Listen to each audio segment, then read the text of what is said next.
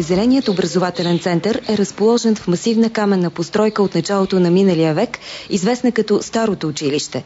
В една от експозиционните зали могат да се видят находките, открити при разкопките на големият остров край Дуранкулак. Селищната могила на големия остров се отличава първо с най-старата каменна архитектура в континентална Европа.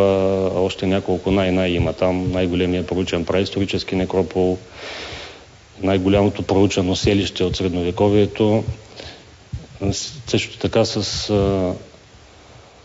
пещерния храм на Кибела. В експозицията в момента на Зеления център посетителите могат да видят оригиналната оброчна плоча на богинята.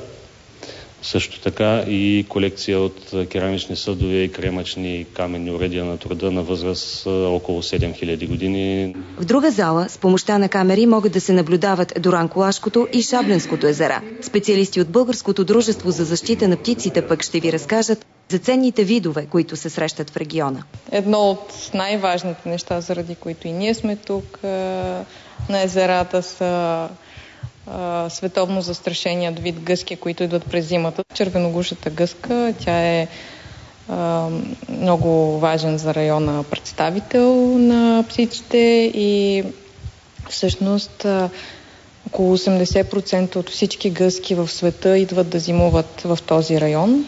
За бъдещите еколози от Аграрният университет в Пловдив посещението в Зеления център Шабла не е само част от учебната практика. Мисля, че всичко, което видяхме и ще видим за в бъдеще е много впечатляващо и всеки би трябвало да дойде и да разгледа това уникално място. Този център за мен, който днес посетихме, е уникален.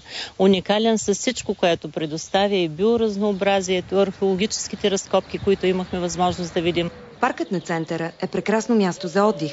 Обособени са няколко зони, експониращи характерна за района растителност.